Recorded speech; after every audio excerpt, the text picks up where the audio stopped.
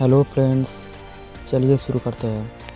This video में हम discuss करेंगे कि एयर इंडिया का फ़्लाइट कैसे क्रैश हो गया। Deep analyse of air India flight crash in Ahmedabad.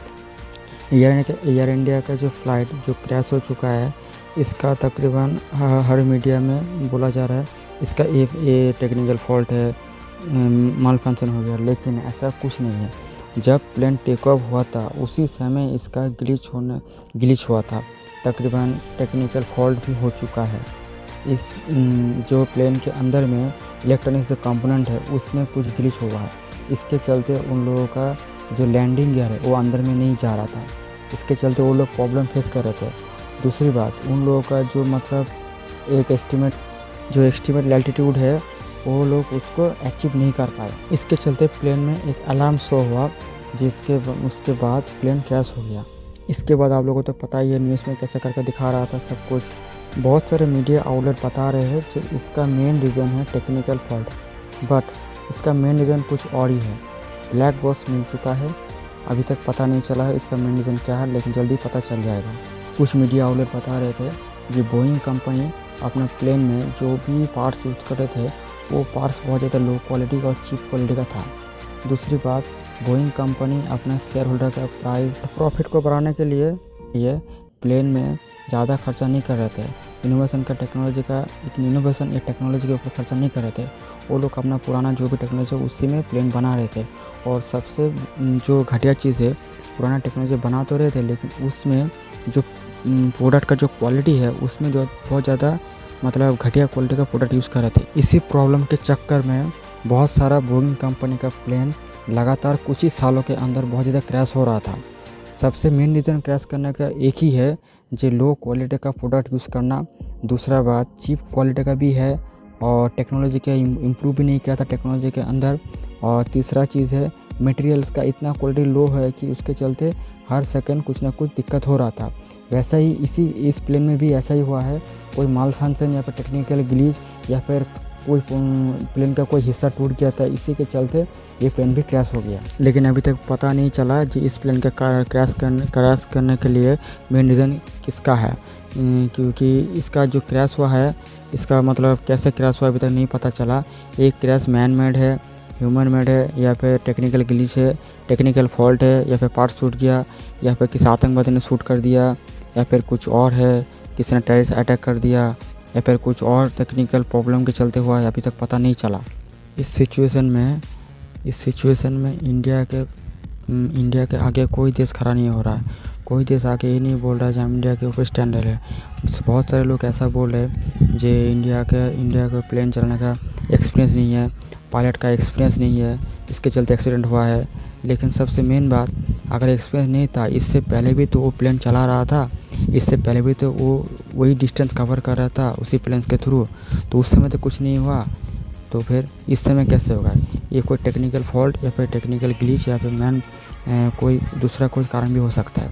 और दूसरी बात, इंडिया हर देश के ऊपर कोई भी देश का अगर कोई देश का कोई प्रॉब्लम होता है या फिर कोई ट्रेजेडी होता है, तो हर समय इंडिया उसके बगल में खड़ा होता है, उसका स्टैंड लेता है, उसके ऊपर उसका हेल्प करता है उस सिचुएशन में। लेकिन अभी जो इंडिया में जो सिचुएशन हुआ है, इंडिया में जो प्लेन क्रैश हुआ है, इसकी इस सिचुएशन में इंडिया के हेल्प कौन कर रहा है?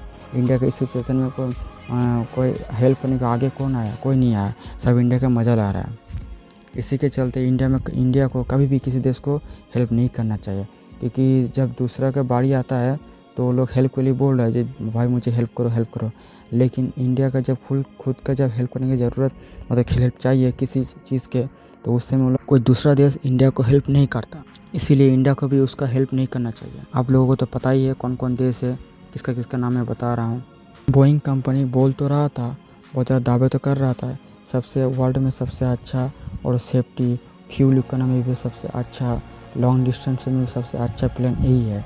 लेकिन अभी क्या हुआ, एक छोटा सा माल फंक्शन या फिर टेक्निकल ग्लिच के चलते पूरा प्लेन क्रैश हो गया और इतना सारा ह्यूमन भी डेड हो गया।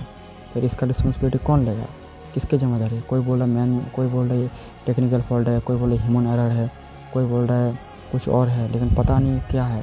तो ब्लैक बॉक्स तो मिल चुका है, उसके बाद अगर पता चलेगा ब्लैक बॉक्स का सर्च होगा ये कैसा हुआ है, क्यों हुआ है, किस तरह से हुआ है। उसका जांच पड़ताल के बाद पता चलेगा क्या हुआ है, नहीं हुआ है। लेकिन अभी तो पता नहीं चला ये क्या हुआ है, नहीं हुआ है। लेकिन देखना पड़ेगा नेक्स्ट अपडेट क्या आता है इसके चलते। जब ये प्लेन क्रैश हुआ उस समय बोला गया था कि इस प्लेन से कोई आदमी नहीं बचा।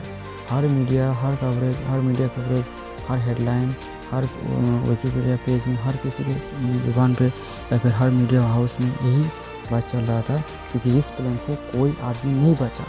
सभी आदमी प्लेन में क्रैश होकर ख़त्म हो गया, वही तो उसका कहानी ख़त्म।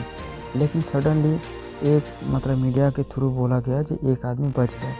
कैसे बचा पता नहीं, लेकिन बच गया। उसके बाद सभी लोग चेक किया जहाँ सडनली वो सच में है या फिर कोई अफवाह फैला रहा है। लेकिन पता चला कि नहीं, वो सच में एक आदमी था, उसमें बच गया। फिर जब उससे ज़्यादा जांच पड़ताल किया गया, पूछा गया कि सर आप कैसे बचे। उसने बोला कि सर मैं तकरीबन जब प्लेन टेकअप हुआ था उसी से मुझे दिक्कत फील हो रहा था कि प्लेन में कुछ झटका मारा था, इसमें उसको दिक्कत फील हुआ कि प्लेन में कुछ दिक्कत है। उसके बाद वो तकरीबन जब अपनी खिड़की में देख रहा था कि प्लेन टेकअप तो हो गया लेकिन वो ऊपर नहीं जा रहा, नीचे आ रहा, धीरे धीरे करके नीचे आ रहा है। ऊपर उठने के लिए बहुत ज़्यादा कोशिश कर रहा है, संघर्ष कर रहा है, लेकिन वो ऊपर नहीं जा रहा, नीचे आ रहा है। इसी के चलते वो पता नहीं कहाँ छुप के बैठ गया, फिर नीचे कूद गया, लेकिन वो प्लेन से बच गया। ऐसा उसका बात था, ऐसा हर मीडिया बोल रहा था। लेकिन पता नहीं कैसे बच गया, लेकिन एक आदमी बचा हुआ है, उसी ने ये स्टेटमेंट दिया है। लेकिन बाकी कोई भी एक भी पर्सन नहीं बचा, सभी प्लेन के साथ ही क्रैश हो गया, सभी वहाँ पे उन लोगों का कहानी ख़त्म हो गया। लेकिन इसमें पता नहीं किसका रिस्पॉन्सिबिलिटी है, जो किसके चलते ये हुआ है। ग्राउंड में तो हर प्लेन टेकअप होने से पहले पूरा चेक किया जाता है कि उसका फ्यूल कैसा है, उसका हर चीज़ पूरा बारीकी से देखा जाता है कि प्लेन कैसा कंडीशन में है, कैसा उसका सिचुएशन है, कैसा उसका विंग है, कैसा उसका अंदर का इंस्ट्रूमेंट कुछ है, ऐसा इलेक्ट्रॉनिक्स कंपोनेंट कैसा काम कर रहा है, उसका टेक्निकल कंपोनेंट कैसे काम कर रहा है। लेकिन इस प्लेन में सब तो चेक करके ही तो भेजा गया था टेकअप के लिए। फिर वो लोग चेक करने टाइम में कोई ज़्यादा दिक्कत, वो लोग चेक करने के टाइम में ठीक से चेक नहीं किया था, उन लोगों की गलती हुआ है पहली बात। और दूसरा, उन लोगों का गलती तो हो चुका है क्योंकि उन लोग ठीक से चेक नहीं किया। अगर वो लोग चेक करते थे ये हादसा नहीं होता, ये ट्रेजेडी नहीं होता इंडिया में, ये प्लेन क्रैश। इससे पहले प्लेन क्रैश हुआ था 2010 में, ऐसा ही, उसमें भी 100 से ज़्यादा लोग मर गए। लेकिन इसमें भी ऐसा ही प्लेन क्रैश हुआ, उसमें भी और इसमें भी सेम, कोई भी आदमी नहीं बचा, इसमें भी कोई आदमी नहीं बचा, लेकिन एक आदमी बच गया, अभी बोला गया था। लेकिन इस प्लेन का जब टेकअप हुआ था उसमें तो चेक करना चाहिए था कि प्लेन का कंडीशन कैसा है, उसका सब कुछ चीज़ देखने के बाद ही तो प्लेन टेकअप होता है। फिर कैसे टेकअप हो गया कि ये टेकअप हो गया लेकिन कुछ देर बाद ही क्रैश हो गया, तो इसे टेकअप करने से पहले ठीक से चेक नहीं किया गया होगा। यही एक स्टाफ की गलती के चक्कर में ये हादसा हो चुका है, पॉइंट है। दूसरा पॉइंट, ये जब चेक हो चुका है उस समय जब बोला गया कि हाँ सब ठीक है, पायलट स्टार्ट करने के बाद उसको तो चेक करना चाहिए एक बार, सब सही से काम कर रहा है नहीं कर रहा है, वर्क कर रहा है नहीं कर रहा है, दिक्कत हो रहा है क्या हो रहा है नहीं हो रहा। अगर उसने नज़रअंदाज कर दिया किसी चीज़ का तो उसमें तो गलती है। इसमें तो ग्राउंड स्टाफ का भी गलती है, उसने अपना काम को ठीक से नहीं किया था, उसके नज़रअंदाज के चलते ये प्लेन क्रैश हो चुका है, कुछ टेक्निकल फॉल्ट के चलते। और प्लेन का जो कैप्टन है उसने भी देखना चाहिए था, लेकिन क्या करे, जो हो गया सो हो गया। इसमें तो बहुत सारा मासूम और उसका तो कोई गलती भी नहीं था, वो सभी लोग चल गए। अभी तो पता चला है जब ब्लैक बॉक्स मिल चुका है, अभी ब्लैक बॉक्स मिलने के बाद उन लोगों को उसको रिसर्च सेंटर में भेजा जाएगा चेक करने के लिए, जो प्लेन के क्रैश होने से पहले क्या प्रॉब्लम हुआ था, क्या टेक्निकल ग्लिच हुआ था, क्या सब दिक्कत उन लोगों को फेस करना पड़ा जिसके चलते ये प्लेन क्रैश हो गया। इसका पूरा जांच पड़ताल करने के बाद पता चलेगा या नेक्स्ट रिपोर्ट आएगा कि इस प्लेन का हादसा के कारण क्या है। तब तक वेट करिए और सब्सक्राइब करिए, प्रेस द बेल आइकन। और आप लोगों के हिसाब से इस प्लेन के क्रैश के लिए रीज़न क्या था, कमेंट करिए।